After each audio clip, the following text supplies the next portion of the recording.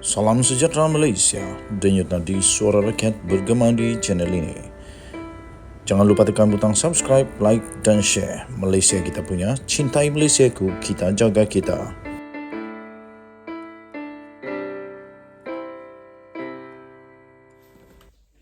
Salam sejahtera Malaysia, denyut nadi suara rakyat bergema di channel ini.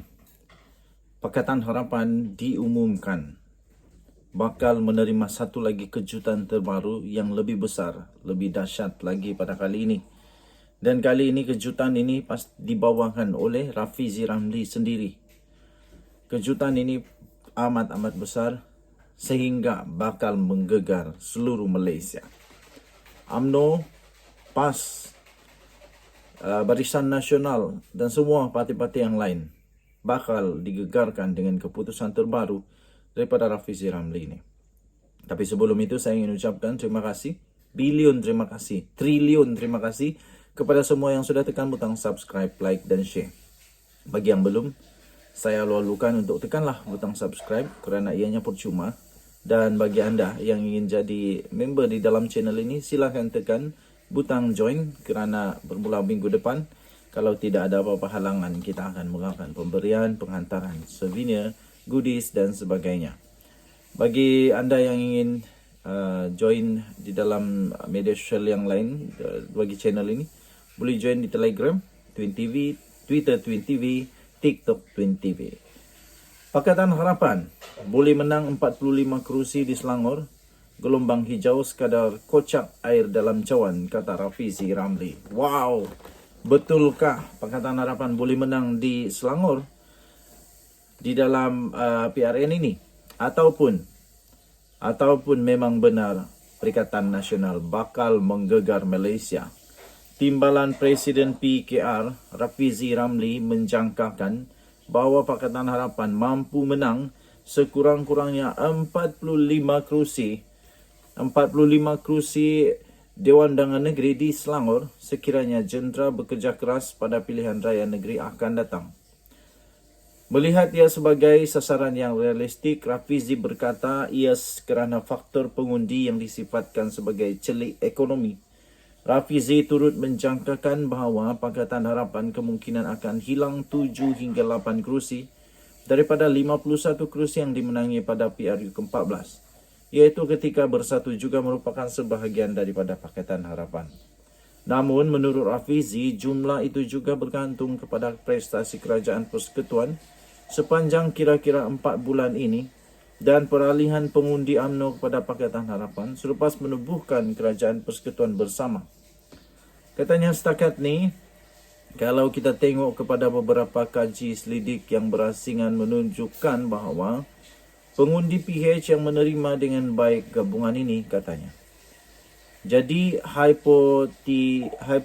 hypothetically, sepatutnya untuk mengekalkan 40 kerusi itu agak mudah kerana tanda tanyanya paling banyak menyokong dan menerima realiti kerajaan perpaduan ini adalah penyokong Pakatan Harapan yang terutamanya penyokong di kawasan bandar dan separuh bandar yang faham tentang keperluan dan dasar yang nak dibuat, katanya. Tambahnya di Selangor, risiko yang kita belum tahu lagi, maksudnya ketidaktentuan beberapa banyak undi UMNO yang boleh dipindahkan kepada PH. Not so much, tidak begitu banyak. Berapa banyak pengundi PH itu akan menyokong PH ataupun PHBN, katanya dalam satu sidang media selepas berucap di Convention PKR untuk PRN Selangor di IDCC Shah Alam Selangor hari ini. Katanya, meskipun tugas itu menjelaskan kepada akar rugi UMNO agak rumit, tetapi ia akan tidak mustahil walaupun memakan masa. Pada masa yang sama, Rafizi yang juga adalah Menteri Ekonomi meminta supaya perwakilan di Selangor tidak bimbang dengan gelombang hijau dari Perikatan Nasional bagi berdepan PRN susulan keputusan pada PRU 15 yang lalu. Ini kerana menurutnya negeri itu akan dapat dipertahankan pada PRN akan datang sekiranya parti itu kekal mengamalkan pendekatan yang sama dengan rakyat sewaktu menjadi pembangkang meskipun telah menjadi sebahagian daripada Kerajaan Persekutuan. Okey, adakah Pakatan Harapan benar-benar boleh menang? Kita nantikan bersama-sama. Bye-bye. Salam sejahtera Malaysia, Denyut Nadi Suara Rakyat bergema di channel ini. Disahkan SPRM telah menahan 2 orang bergelar datuk untuk siasat kes. Aduh, semakin banyak nampaknya orang-orang besar yang bakar menggelupur. Semakin banyak rasanya orang-orang politik bakal tak dapat tidur. Tapi sebelum itu saya ingin ucapkan bilion terima kasih sarange. Saya ucapkan jutaan terima kasih kepada semua yang sudah tekan butang subscribe, like dan share. SPRM disahkan telah pun menahan 2 datuk untuk kes Menara Kuala Lumpur. Ini dia. Adakah mereka ini dalang kepada penjualan aset negara yang menguntungkan ini? Suruhanjaya Pencegahan Rasuah SPRM telah menahan 2 pengarah kanan syarikat. 2 pengarah kanan syarikat bergelar datuk bagi membantu siasatan untuk pembelian saham dan isu pengambil alihan pengurusan Menara Kuala Lumpur, Menara KL. 2 pengarah syarikat yang berusia di antara 49 dan 59 tahun itu telah ditahan petang tadi di Ibu Pejabat SPRM, dan berita ini sebenarnya dah berlaku 4 hari yang lalu, iaitu 6 Januari 2023. Tapi kita nak ambil semula sebab kita nak ulas sedikit. Difahamkan seorang yang ditahan ialah pengarah urusan syarikat yang didakwa terbabit mengambil alih syarikat Menara KL. Seorang lagi pula ialah ahli perniagaan yang dipercaya menjadi orang tengah. Menjadi orang tengah dalam urusan pengambil alihan syarikat itu. Sumber berkata, siasatan mendapati di antara habuan yang diperolehi permintaan wang ratusan ribu ringgit dan seutas jam tangan mewah. Itu dikatakan ialah menjadi sebagai satu hadiah kepada orang atasan untuk membantu pengambil alihan itu. BH telah difahamkan beberapa saksi termasuklah Pegawai Kanan Telekom Malaysia TM, Unit Kerjasama Awam Swasta UKAS, Kementerian Komunikasi dan Digital, serta syarikat tertentu sudah pun diambil kenyataan bagi membantu siasatan.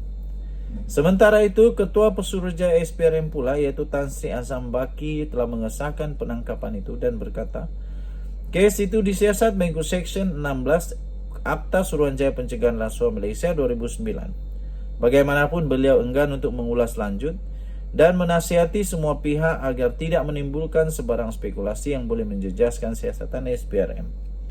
BH sebelum ini melaporkan SPRM sudah pun memulakan siasatan berhubung isu pengambil alihan pengurusan Menara KL yang didedahkan di media sosial.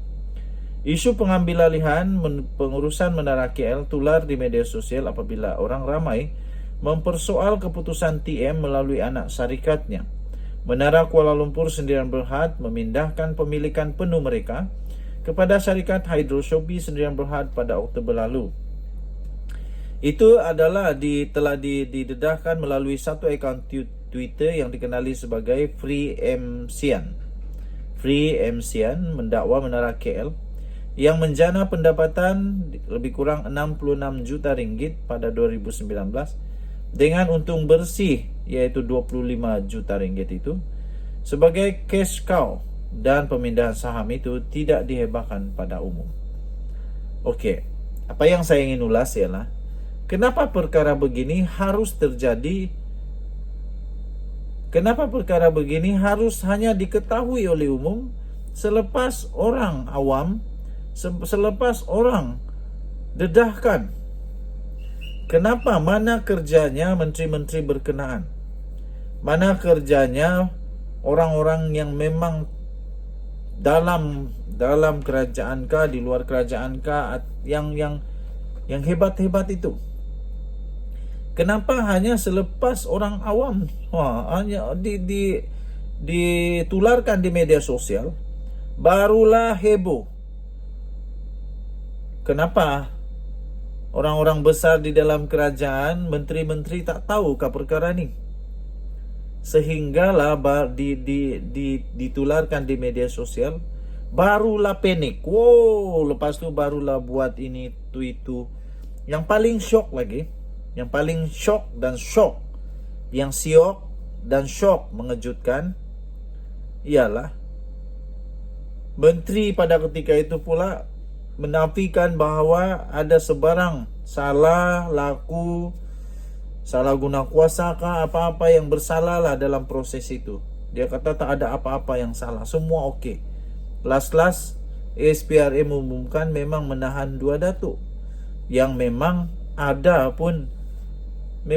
kes, kerana dia kata di sini orang tengah itu sampai ada habuan ratusan ribu ringgit dan jam tangan mewah. Saya pun tidak tahu bagaimana itu orang-orang yang cakap tiada apa-apa masalah. SPRM siasat ada. Nah, tidakkah itu memalukan? Jadi pada pendapat saya, hentikanlah perkara-perkara begini. Mustahil, saya pun rasa pening kepala. Macam mana menteri tak tahu? Macam mana orang awam tahu? Jadi selama ini menteri buat kerja apa? Menteri dapat gaji berpuluh ribu, dia buat apa? Kalau begitu, bagus buat jabatan netizen. Jabatan netizen kerja dia menyalak. Kerja dia untuk jadi watchdog. Bagilah allowance kepada netizen.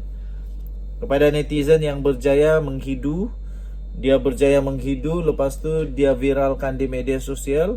Kalau betul-betul ada kes, bagi allowance. Sebab dia ada buat kerja menteri. Kerja orang-orang yang patut patut buat kerja kerana dibayar gaji, tak dapat mampu untuk hidup benda ni, tak dapat mampu untuk buat kerja, bagilah gaji dia kepada netizen yang berjaya hidup ni. Heran jugalah. Heran juga. Nasib baiklah SPRM ni champion. SPRM buat siasatan, selepas itu ketua SPRM sahkan ada tangkapan. Selepas beberapa saksi dipanggil, barulah SPRM melalui ketua Putrajayanya sendiri Tan Sri Azam Baki mengesahkan bahawa memang ada tangkapan itu. Memang ada tangkapan. Jadi menteri yang dulu bersedialah untuk menjawab. Begitu juga dengan pegawai-pegawai yang terlibat. Paling sandi ialah ketua menteri Perdana Menteri pada ketika itu perlu jawab juga. Tahniah diucapkan. Saya ingin ucapkan tahniah kepada netizen yang berjaya membongkar ini di media sosial. Walaupun ramai orang kata bukan di media sosial tempatnya, habis di mana lagi? Takkanlah diam-diam saja. Ini kalau tidak dibisingkan, tidak diviralkan, siapa yang tahu? Menteri tak tahu. Dejut Nadi, Suara Rakyat bergema di channel ini. Kita jumpa lagi. Bye-bye.